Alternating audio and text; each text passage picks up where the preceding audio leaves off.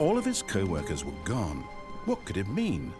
Stanley decided to go to the meeting room. Perhaps he had simply missed a memo.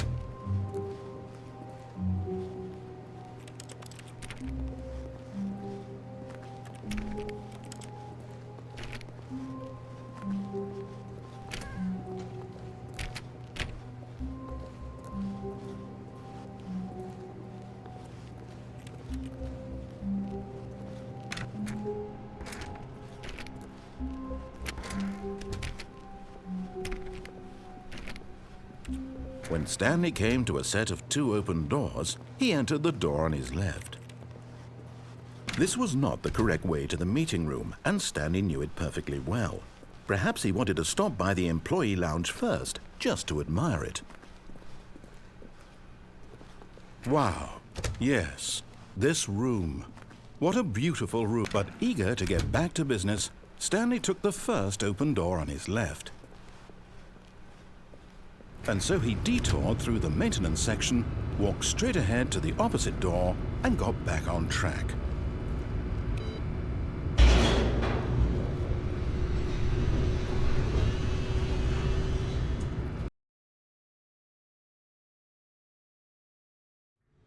But Stanley didn't want to go back to the office. He wanted to wander about and get even further off track. So now in order to get back, he needed to go, from here, it's, left.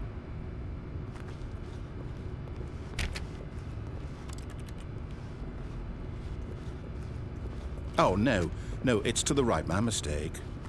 No, not the right. Why would I have ever said it was to the right? What was I thinking? It's clearly... Oh dear, would you hold on for a minute, please?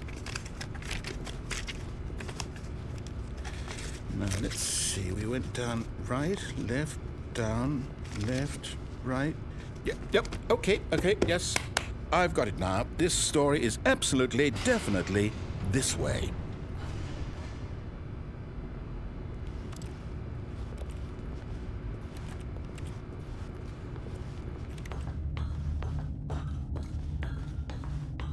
No. This isn't right at all. You're not supposed to be here yet. This is all a spoiler. Quick, Stanley, close your eyes. Okay. We just have to get back to, oh, who am I kidding? It's all rubbish now. The whole story completely unusable. How about, rather than waste my time trying to salvage this nonsense, we'll just restart the game from the beginning. And this time, suppose we don't wander so far off track, Okay, from the top.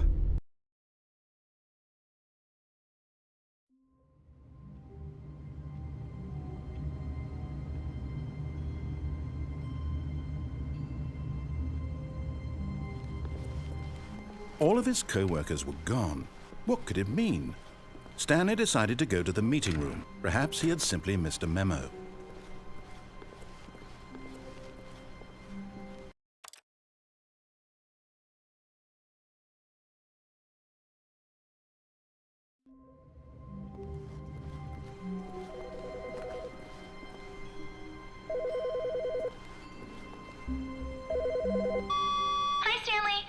Just wanted to leave you a message to let you know there's a few things I need you to pick up on your way home from work today.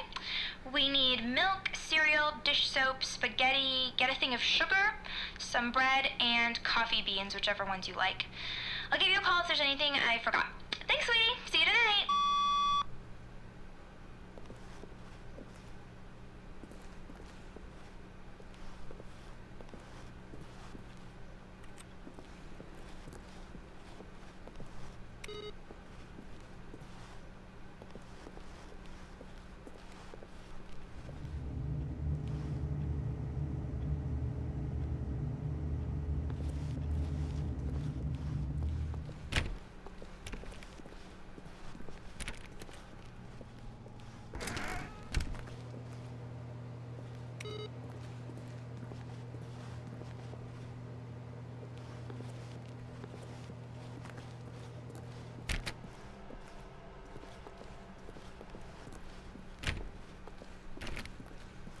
When Stanley came to a set of 2 open doors, he entered the door on his left.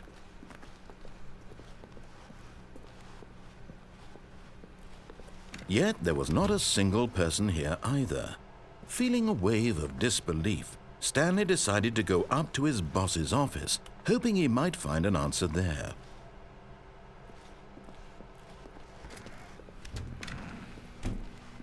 Oh, no. Oh, no, no, no, no, no, no, no, no, no, no, not again. I won't be part of this. I'm not going to encourage you. I'm not going to say anything at all. I'm just going to be patient and wait for you to finish whatever it is you enjoy doing so much in this room. Please take your time.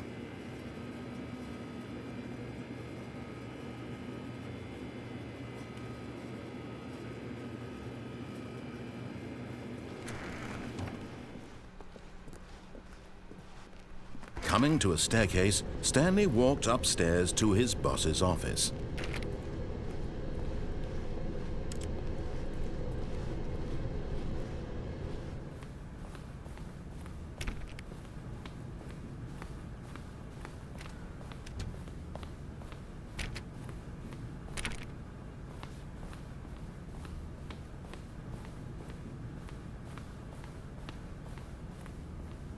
Stepping in.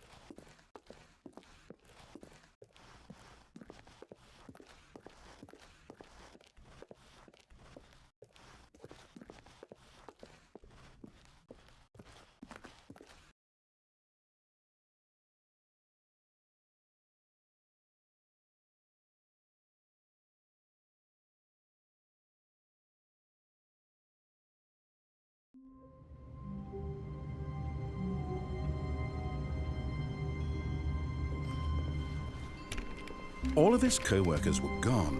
What could it mean? Stanley decided to go to the meeting room. Perhaps he had simply missed a memo.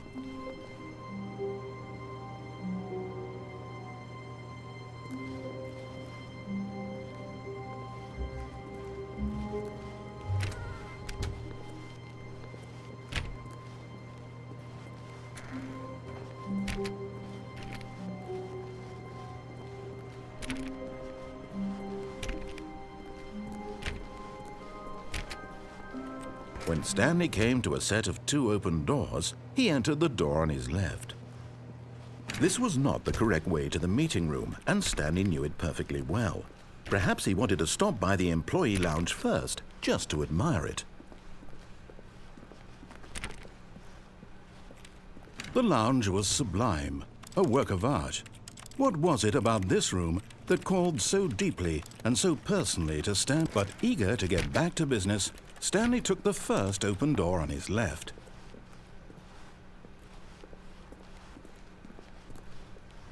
Stanley was so bad at following directions, it's incredible he wasn't fired years ago.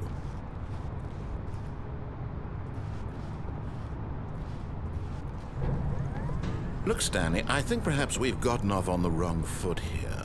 I'm not your enemy, really, I'm not.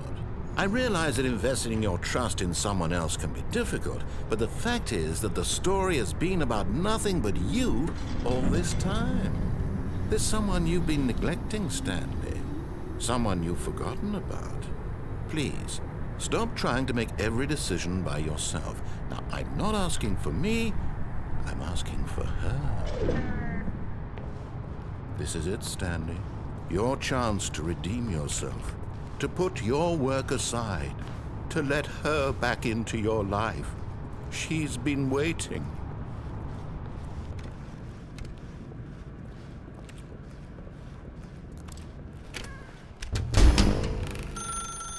That's her, Stanley. You need to be the one to do this, to reach out to her.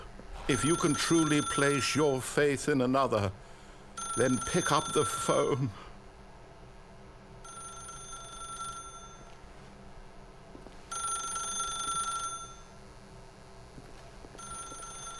As Stanley picked up the phone, a white light engulfed him, filling him not just with radiance, but with hope. Hope for a life reunited one... Wait. Oh, goodness. Stanley, did you just unplug the phone? No, that wasn't supposed to be a choice. How did you do that? You actually chose incorrectly? I didn't even know that was possible. Let me double check. No, it's definitely here, clear as day. Stanley picks up the phone. He's taken to his apartment where he finds his wife, and the two pledge themselves to one another. Music comes in, fade to white, roll credits. Not picking up the phone is actually somehow an incorrect course of action. How is that even possible? None of these decisions were supposed to mean anything. I don't understand. How on earth are you making meaningful choices? What did you... Wait a second. Did I just see... No, that's not possible. I can't believe it. How had I not noticed it sooner? You're not Stanley. You're a real person. I can't believe I was so mistaken. This is why you've been able to make correct and incorrect choices. And to think I've been letting you run around in this game for so long. If you'd made any more wrong choices, you might have negated it entirely. It's as though you completely ignored even the most basic safety protocol for real-world decision-making. Or did you not grasp the severity of the situation? Well, I won't have that kind of risk on my watch. I'm going to stop the game for a moment so we can educate you properly on safe decision-making in the real world. Please observe this helpful instructional video. Choice. It's the best part of being a real person, but if used incorrectly can also be the most dangerous. For example, in this scenario, a hypothetical real person named Stephen has a choice. He could spend years helping improve the quality of life for citizens of impoverished third world nations. Or he could systematically set fire to every orphan living in a 30-kilometer radius of his house. Which choice would you make? Remember that unlike here, the real world makes sense, and at no time should you make a choice that does not conform to rational logic. If you find yourself speaking with a person who does not make sense, in all likelihood, that person is not real. Allow the person to finish their thought, then provide an excuse why you cannot continue talking. Turn to a partner and practice saying, "My goodness, is it 4:30? I'm supposed to be having a back, sack, and crack."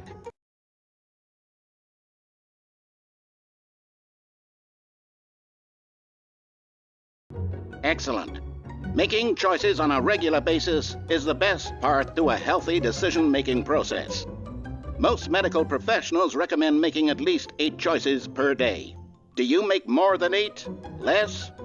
And finally, If you begin to wonder if your choices are actually meaningful and whether you'll ever make a significant contribution to the world, just remember that in the vast infiniteness of space, your thoughts and problems are materially insignificant, and the feeling should subside.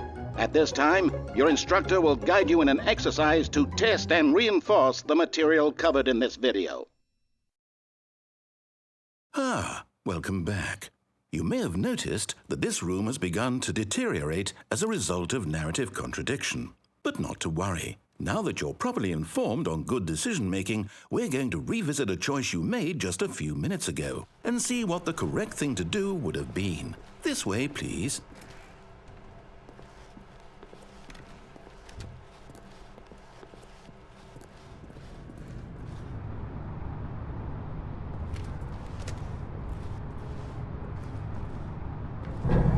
Now that we know your choices are meaningful, we can't have you jumping off the platform and dying. Imagine the main character dying senselessly halfway through the story. That story would make no sense at all. We just need to get you home as soon as possible before the narrative contradiction gets any worse. Unfortunately, it seems this place is not well equipped to deal with reality.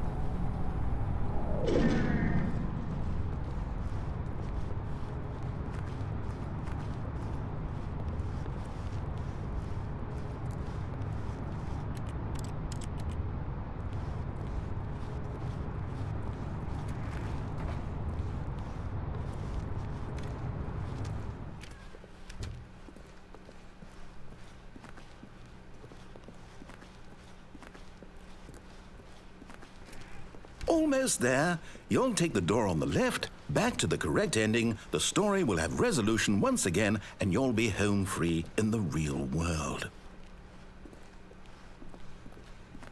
Now remember, all you need to do is behave exactly as Stanley would. That means choosing responsibly and always putting the story first. I'm quite sure you'll be up to the task. Just follow my lead and you'll be fine. All right. When Stanley came to a set of 2 open doors, he entered the door on his left. No! Why did you do that? Quickly, hurry back in the other direction. Perhaps we're not too late.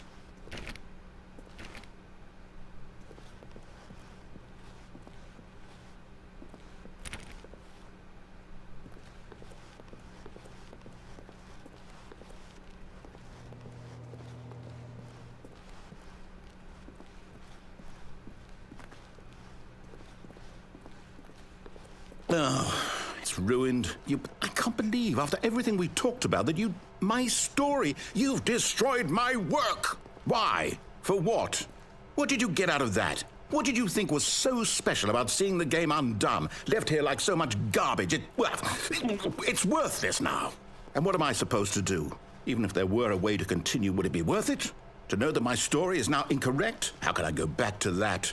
I can't erase that knowledge. I'll have to live with it forever, reliving its impossibility forever. I couldn't live that way. Is it better to shut the game down entirely? To willingly destroy all of my work? I don't know. What's the answer? What do I do? What do I do? What do I... No, I have to. I have to shut the game down. I have to. I have to.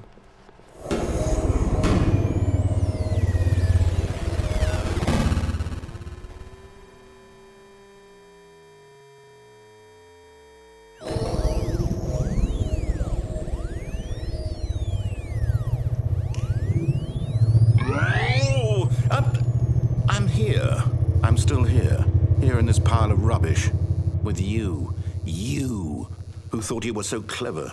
Now look where we are. My entire game is destroyed. It was the only thing in the world that was mine, and you've run it into the ground. What, did you think that would be funny? You just had to see? Didn't I impress upon you how important it was to be like Stanley? He actually knows how to do what I tell him to. He understands that if I say to do something, there's a damn good reason for it. That thought hadn't even occurred to you, had it? That there's a world outside of you? You're a child. Oh, my story.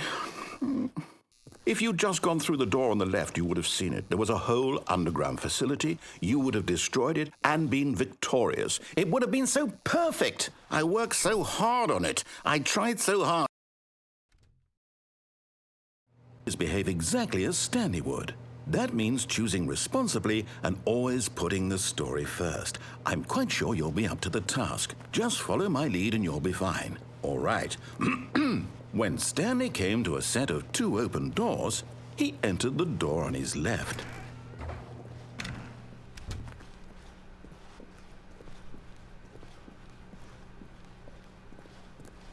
Yet there was not a single person here either. Feeling a wave of disbelief, Stanley decided to go up to his boss's office, hoping he might find an answer. Coming to a staircase, Stanley walked upstairs to his boss's office.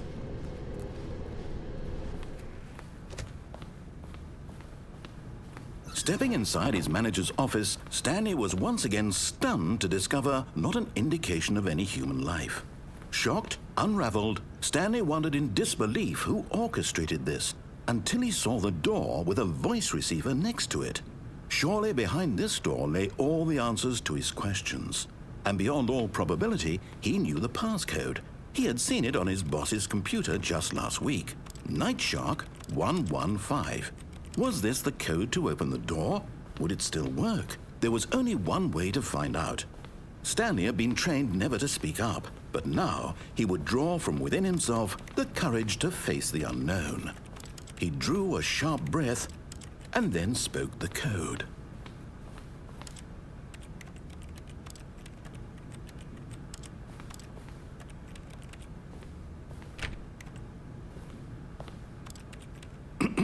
Stanley spoke the code.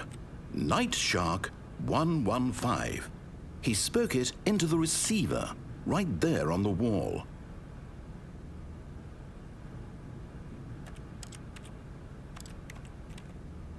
I'm sorry, is there a problem?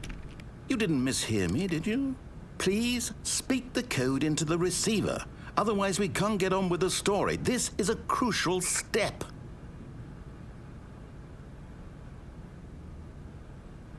Okay, fine, you're not going to do it, but you know what?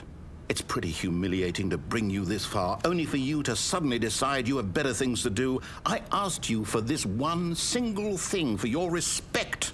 The kind of respect Stanley shows for his choices. He knows what it means to take a story seriously. If you didn't want to see what I had to show you, then why did you come here? You had a choice, you know. You could have gone through the door on the right. You could have done whatever the hell you wanted over there. Why did you come this way? Speak. Say something to me. Explain yourself, you coward. When Stanley came to a set of 2 open doors, he entered the door on his left. Stanley? Hello? Is everything okay? Stanley, please. I need you to make a choice. I need you to walk through the door. Are you listening to me? Can you hear me? Is everything all right? Stanley, this is important. The story needs you. It needs you to make a decision. It cannot exist without you. Do you understand me? Whatever choice you make is just fine. They're both correct. You cannot be wrong here. We can work together. I'll accept whatever you do. I simply need you to take that step forward, please. Choose. Do something. Anything. This is more important than you can ever know. I need this. The story needs it. So, you hear me? Are you there?